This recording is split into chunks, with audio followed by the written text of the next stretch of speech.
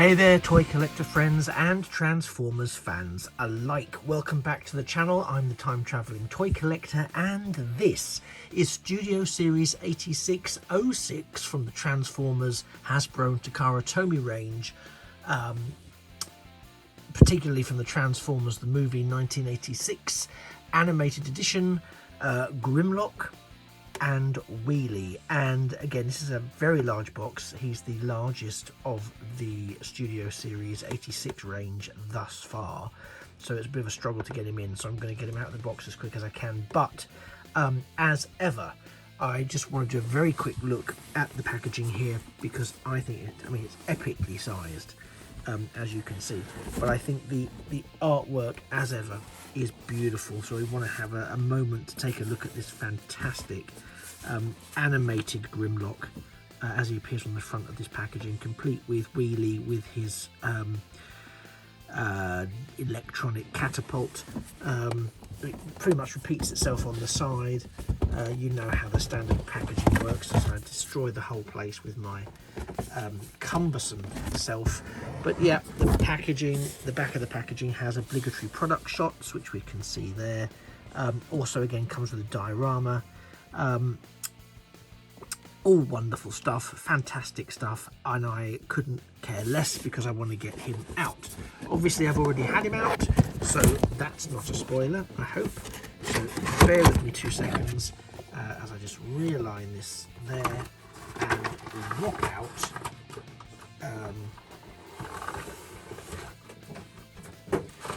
Grimlock and the diorama. We'll put the diorama in first because I'm a big fan of these. I think it's very, very good of Hasbro and Takara Tomy to incorporate these. I mean, I know it's not like rocket science, but I do think it's a real nice touch. So talking of a real nice touch, here is the man himself, the man of the moment. It's Grimlock after that disruptive start. And he is an incredible figure. So I'm just going to get him sort of action figure ready because he's out of the box, and therefore some of this is not quite how it wants to be. So you want to make sure those are positioned right. His wings and his little T-Rex arms, you can pretty much have them as you would like. But I'm going to pop him on his own base there for a second. Whilst we pull out the other accessories. I know I've cut his head off there. Wait 2 seconds.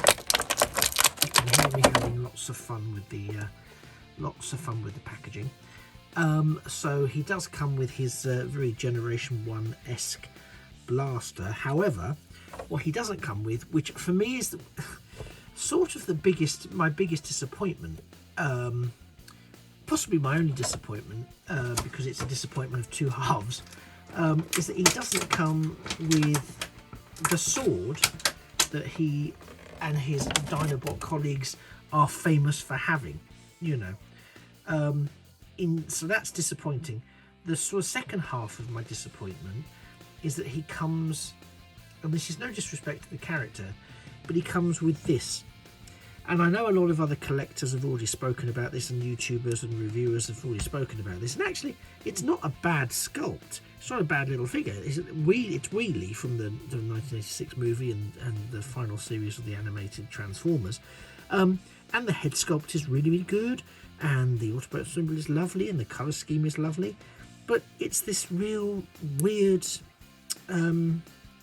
fixed legs. I mean, they're not even properly fixed. You've got some waist articulation, you've got ball joints of sort at the shoulders, the head can give you some wiggle and some rotation, and the hips. But the rest of him, it's as if you can't be trusted. We can't be trusted as purchasers to position his legs correctly, so it perpetually looks like he's having some sort of stomach cramps, or he's about to leap into action. I suppose you can sort of put him in a dynamic kneeling position, maybe, somehow, somewhere. I know you're all really fascinated in the Wheelie figure, and that's why I'm giving it so much time. I mean, there's a lot of niceness about this figure. You know, you can see there. It shoots really well, so it can. I don't mean that as in the catapult. I mean from the point of view of toy photography. You get the right angle, it could shoot really well. I mean, there's lots of hollow pieces there, but technically, it could have been a really good idea. And in an ideal world, I'd have had this figure with a bit of leg articulation and the sword. But as it stands, we only got this figure, the blaster, and no sword. So I'm a bit disappointed about that, and I'm a bit disappointed they couldn't trust us to know how to use his legs properly. But anyway, in the meantime, Wheelie, hold on to your horses and we shall come back to you, I promise. So let's go up and down on Grimlock. So for me, overall, apart from again one glaring feature, which I'm sure you've already spotted, and if you haven't, you probably heard about it elsewhere, this is another amazing entry into the Studio Series 86 range. It really is incredible. The level of detailing on the surface, the translation of the on-screen character, cartoon character, into a realised action figure that is wonderfully true to the Generation 1 variation, but is also brimming with much more modern engineering and so on and so forth. I could wax lyrical for ages, but I kind of just want to play with him, to be perfectly honest. Many of you will be aware, particularly if you've watched some of my earlier videos, and particularly if you've watched a lot of my earlier videos, will be aware that my first ever Transformer was G1 Grimlock. It really was. So the fact that we now have this, and I still have him, and the fact that we have this now is again, it's what I love, and I will keep saying this until they prove me wrong, which I hope they never do, by the way. But what I absolutely love is how particularly in the Studio 86 range, but the figures we're getting now are the figures of our imagination back in the 1980s. And I get that's probably because the people that are producing them are the very people who, like us, or like my childhood compatriots, had the same kind of views, feelings and reactions to what we had to play with, which was, you know, they're really great, they do their thing, but, you know, there could be so much more. And I think the levels of detail, I mean, look, let's look at the sort of the wing sections here. This is unnecessary detailing, and it's beautiful. It shows pistons and, you know, hydraulics, etc. that we don't need to see. They don't need to have done that. The quality of the detailing on the arms, the chest piece, more on that in a second, don't you worry. It's fantastic. It's true to the original design, which I find absolutely awe-inspiring because, you know, as I say, I loved my Grimlock, I still do. That back piece is the same, and to be honest, I'm not disappointed that they've kept it because it's very true to the original. I think if they hadn't kept it, it would have been a bit weird. So it does mean he has a little bit of a backpack, a little bit of kibble, but nothing that the original didn't have, and actually nothing that, you know, when he's flying out of the shuttlecraft, he deploys his wings and blah blah blah. So I have no issue with that, and I hope other people genuinely don't have issues with that. Where I have a minor issue, and I say minor issue because, you know, in the scheme of things, it is this dark translucent plastic that covers the Autobot insignia. Now, some of you will have seen other reviewers who will tell you that you can go in behind this, take off this plastic and leave it where it is, or you could get some Autobot insignia stickers and pop one on the front. Both of those are very valid. Both of those are absolutely things you could do, but I come from a period in time where G1 Grimlock did have a sort of translucent section there, but given that they're putting the Autobot insignia underneath it, they didn't need to make it so dark that you couldn't see it. That is a design decision I do not understand, and even by playing around with lighting in toy photography, it's still a pain in the backside. Don't understand why they did it. So anyway, that minor moan aside, this is a fantastic figure. I'll just move these slightly so I can actually get him onto his base. He takes his, I mean, his apologies, I was just going to say his immense articulation far outstrips, you know, what are us Generation 1 collectors back in the time of Generation 1 was ever used to. And he has some really sturdy ratchets in his shoulders. I mean, everywhere you look on this figure, he is robust. He feels like a high quality figure. You know, you can feel the love, you can feel the money, let's put it that way. You can feel the money in this figure, and I think that's fantastic. He has a lot of playability and he has a lot of displayability, and what I particularly love is that you can do all sorts with him in terms of toy photography poses.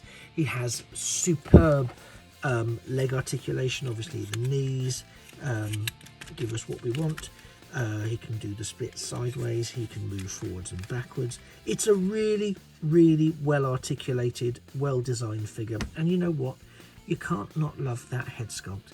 I know there's not a lot of face going on, and my original I think had red eyes, a red eye visor, but this is of course a combination of the G1 homage to the G1 figures, whilst being true, particularly true, because that's really the function of the Studio Series 86 range, to the 1986 animated cartoon film. So on that score, he's a winner. You can also, although you can see here, going back to our friend Wheelie's got a little tab there, you can also tab Wheelie into his shoulder here with his very peculiar legs, so that he can also give you one of his trademark, let's get this right, so we've got that nicely happening. I'll pick it up slightly there, so you can do that with him. You can get Wheelie on Grimlock's shoulder, and you know, it doesn't look bad, it looks okay, it's just weird. It's just a weird design choice and a weird yes, two weird choices. The weird choice is the inclusion of a immobile Wheelie and the inclusion of a translucent plastic that is not particularly translucent and shuts off the Autobot insignia from Grimlock, which to me makes little to no sense. But other than that, I think he's a fantastic figure, very well put together, very robust, and without further ado, let's go to transformation, and we go from a hulking Dinobot commander into a fantastic Triceratops leader. And yes, I am aware I said Triceratops. I don't mean Triceratops, I mean, of course, Tyrannosaurus Rex. And again, from a whopping robot to a whopping dinosaur mode, this is very special. This is exactly the sort of figure that we were screaming out for in our childhoods. Let's go straight to having a close look at that facial sculpt. The colorization, again, it's much more G1 cartoon than it is the G1 figure this time around, and I have no problem with that whatsoever. There are the couple of pegs you can see around the neck area which are designed to hold Wheelie. I'm less focused on that now. I just want to focus really on Grimlock as the main attraction. In terms of his bulk, he is a very solid and very secure figure. There are some joining up issues here, you know, you can sort of see through there and there, which I thought may have been me doing it wrong, but I did watch a couple of other online reviews and tutorials just in case it was me and I was missing something. It's not, it does fall that way, which is a shame, because I always thought these thrusters were really effective, but they're not going to work with this design. But never mind, that's just something that I can suspend my disbelief around. I love the engineering that's gone into this, the concealed tail pieces that were on the inside of the legs rather than the outside of the legs like the G1 version. the descending chest unit and the closing door panel wings, which were very G1. So there's some engineering which is a direct lift and a direct homage to the original figure, which I think is absolutely fantastic. But of course, also the modern engineering, which really elevates this piece, and I'm really optimistic will elevate the rest of the Dinobots as we get them. Now I know we've already got Dinobot Slug, aka Slag. We've also got Sludge announced and on his way in the future, which is something I'm really looking forward to having. No word, at least through official channels yet, regarding the likes of Snarl and Swoop. I have heard some rumours from other YouTubers that Snarl and Swoop may not be in the same class, and so therefore price point and size scale as Grimlock, Sludge and Slug, or Slag as he's really called. I don't know how true that is, because obviously there's no official announcement. I could probably understand Swoop not being a leader class figure. I think it would be a huge shame if Snarl wasn't, because who wouldn't want a Stegosaurus with all those gold panels in the same sort of class as these folk. And I'm really looking forward to being in a position where I can put all three of them, or all five of them together, as one way or another they do all appear, as far as I'm concerned, in that 86 movie, one way or another. Blink and you miss it, or deleted scenes, I don't care, they're there, so they all need a place. End of. So this is, I just love it. As you can tell, I can't put it down. I love the Autobot insignia that's there, again all pre-stickered up. I didn't have to put any decals on.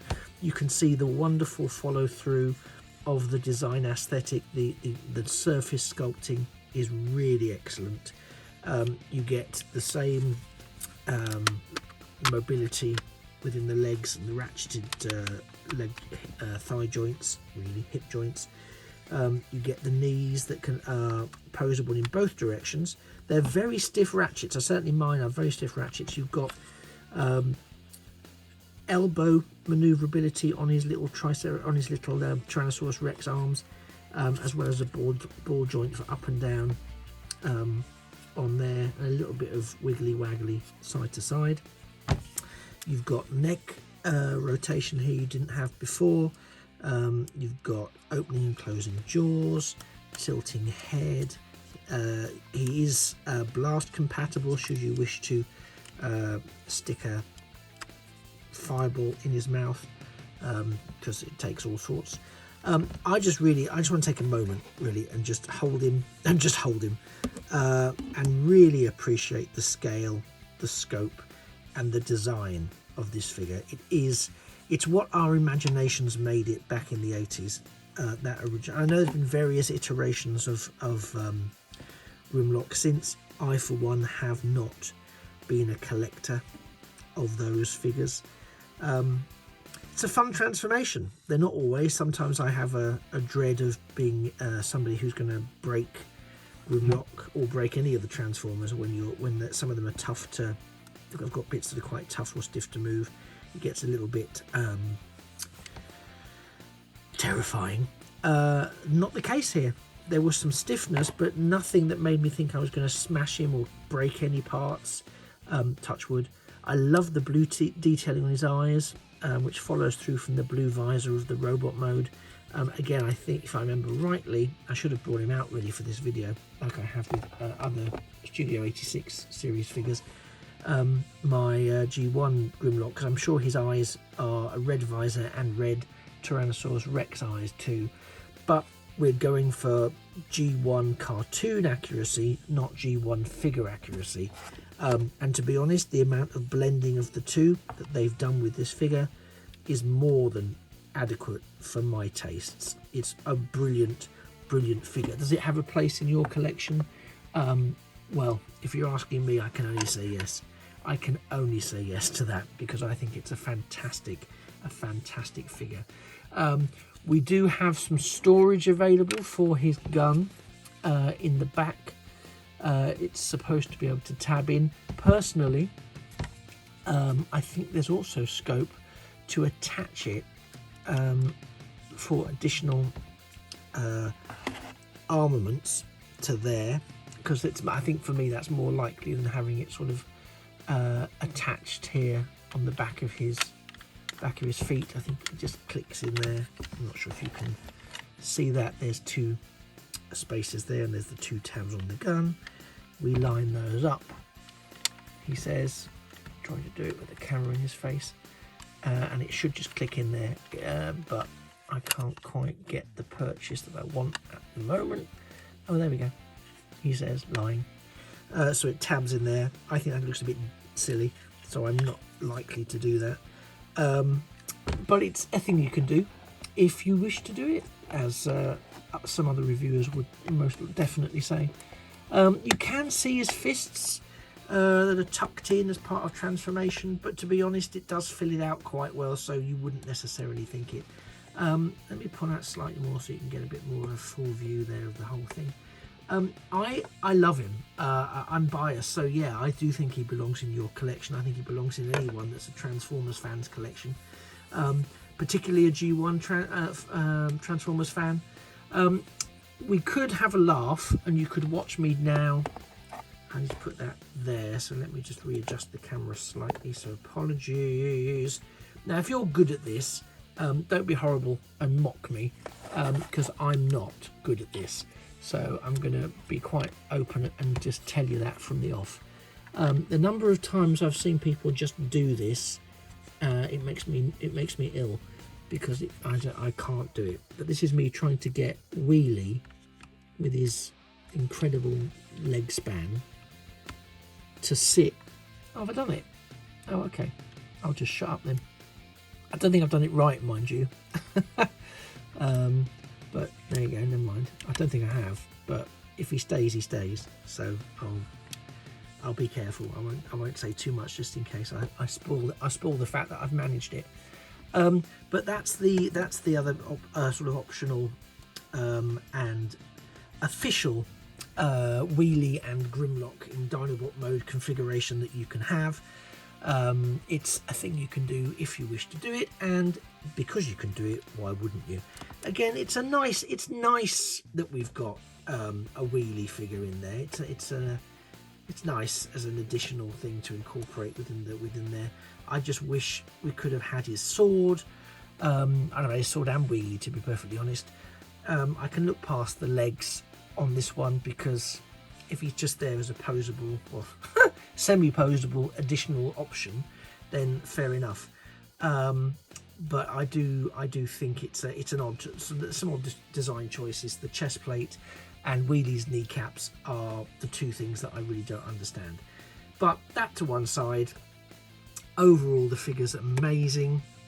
You know, he's really incredible, and I, for one, am so pleased that I got it.